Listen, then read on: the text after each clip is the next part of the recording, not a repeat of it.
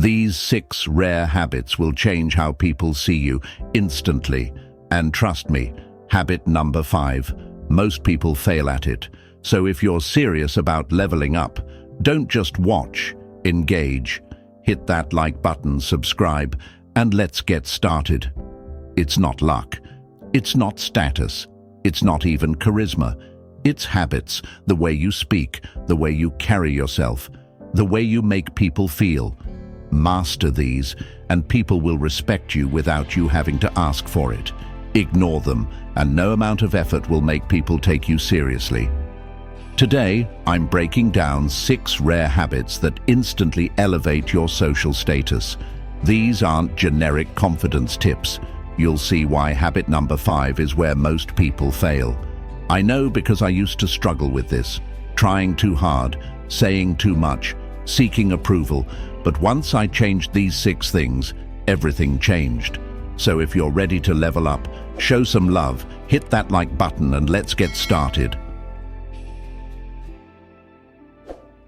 Habit 1. Master the art of storytelling.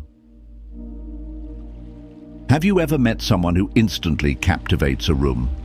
The kind of person who speaks, and everyone listens? It's not about wealth, it's not about looks. It's their ability to tell a great story. We don't remember facts, we remember emotions. Why storytelling is the ultimate social advantage, science proves this. Our brains are wired for stories. When we hear a good one, we don't just listen, we experience it. That's why the most influential people in history, from leaders to entrepreneurs, master the art of storytelling. Because facts make people think, stories make people feel. Marcus Aurelius said, "Waste no more time arguing about what a good man should be. Be one." The same goes for influence. Don't tell people who you are, show them. How a story made me instantly memorable. A few years ago, I was at a networking event. Someone asked, "So what do you do?"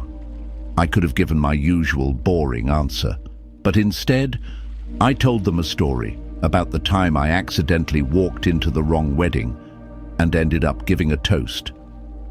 The room erupted in laughter, and suddenly, I wasn't just another face in the crowd. I was someone they remembered, not because of my job, not because of my status, but because I made them feel something. How to tell a great story. 3 simple steps. You don't need an extraordinary life to tell a great story. You just need to frame it right. Here's how. 1. Set up. Set the scene. Keep it short. Make people curious. 2. Tension. What went wrong? What challenge did you face? 3. Resolution. How did it end? Why does it matter? A great story hooks attention, triggers emotion, and makes you unforgettable. But your challenge. Next time you're in a conversation, don't just answer. Tell a story. Instead of saying work is fine, try, "You won't believe what happened at work today." Instead of, "My weekend was good," try, "So I accidentally walked into the wrong party." People won't just listen, they'll remember you. And when you're unforgettable, your social status rises effortlessly. Habit 2. Laugh, but with intention. Have you ever noticed that some people's laughter makes them instantly likable, while others seem to lose respect every time they laugh? It's not just about having a good sense of humor, it's about knowing when to laugh and when to stay silent. Because laughter isn't just a reaction, it's a social signal. The science of laughter, authenticity versus forced reactions. Laughter is one of the fastest ways to connect with people. It builds trust. It creates warmth. It makes you approachable. But here's where most people get it wrong. They laugh too much. Studies show that people who overlaugh, especially at things that aren't funny, subconsciously lower their status in social settings. Why? Because excessive laughter signals nervousness. It looks like you're trying too hard, And when you try too hard, people sense it. How I lost respect in a social setting by laughing too much years ago. I had a huge crush on someone in my college class. Every time they made a joke, even a bad one, I laughed loudly.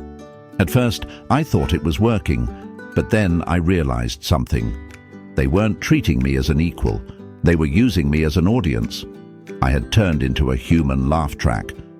And when I stopped laughing at every little thing, that's when they started respecting me. The psychological edge, the power of selective laughter.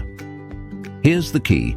People respect those whose laughter is genuine, not excessive.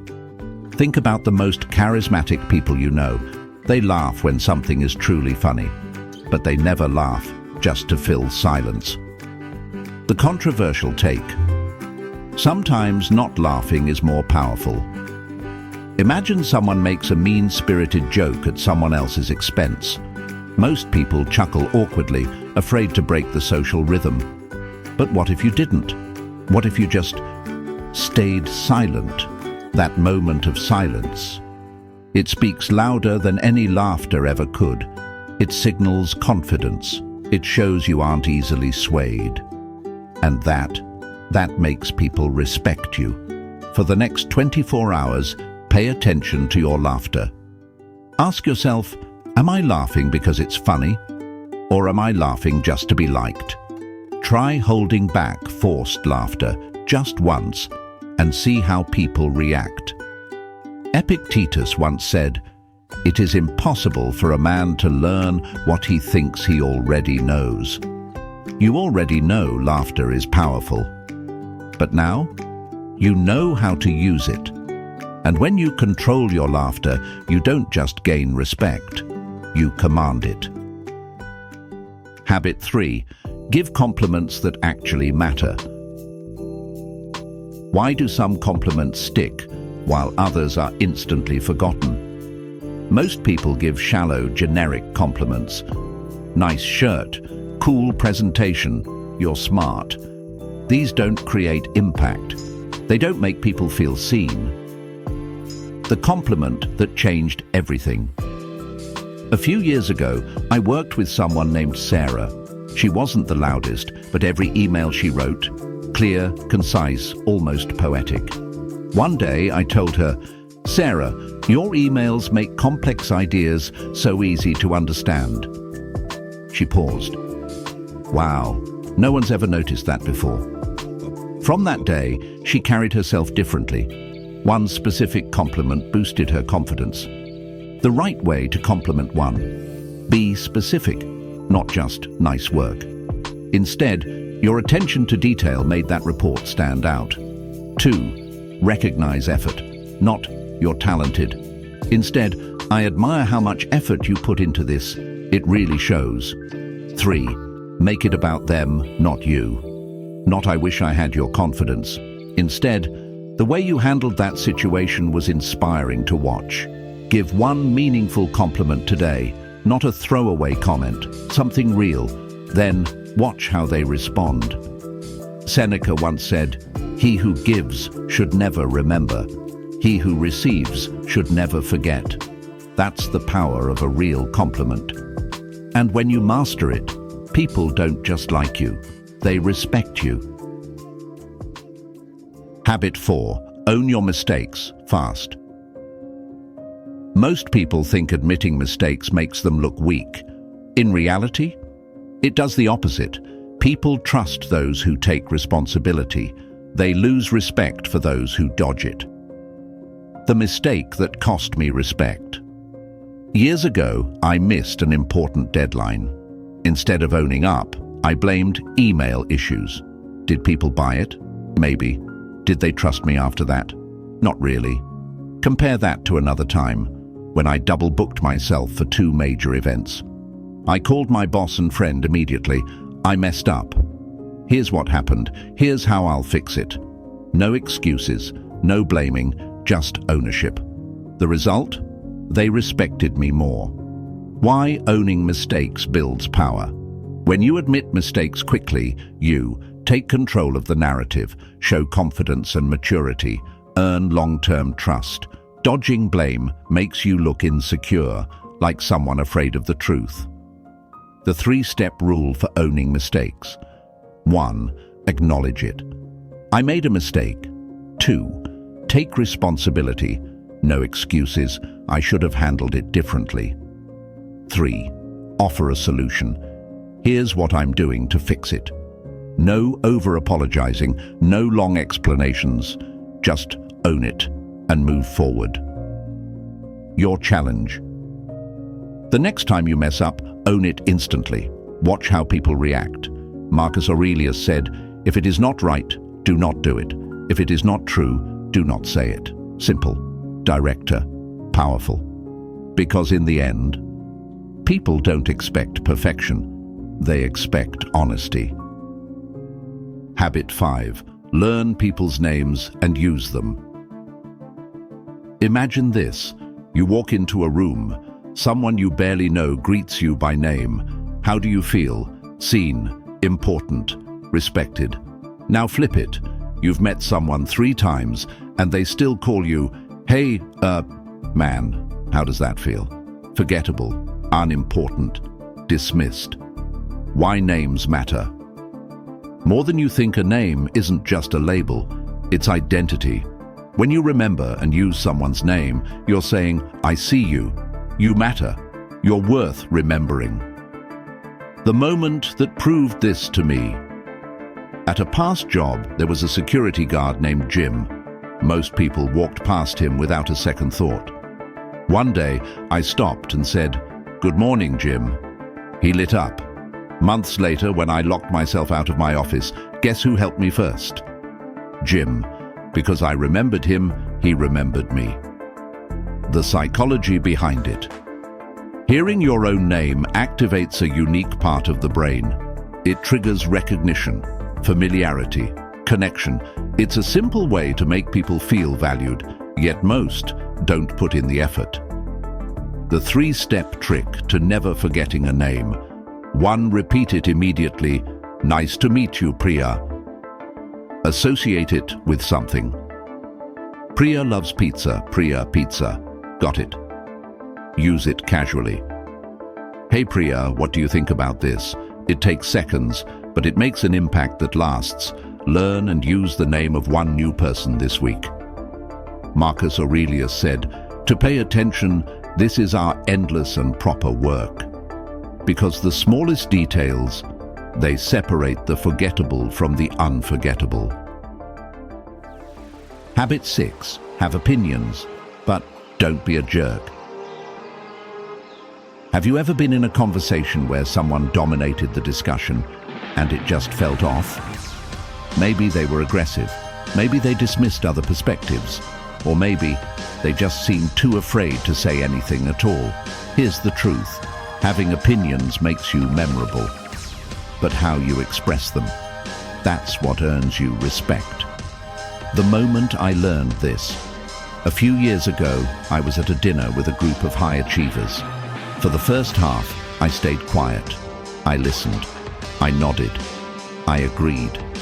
And you know what happened? Nothing. Nobody asked for my thoughts.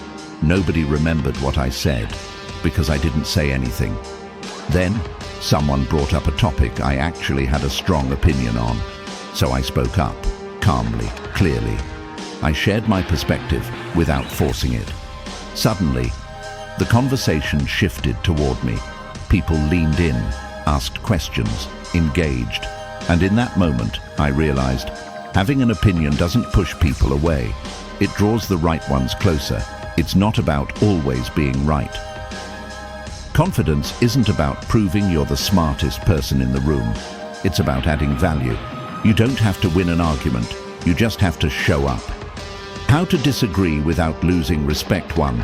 Stay curious, not combative. Instead of saying, "That's wrong," try, "That's interesting. What makes you think that?" 2. Keep it about ideas, not people. Debate the topic, not the person. Respect remains intact. 3. Be open to changing your mind.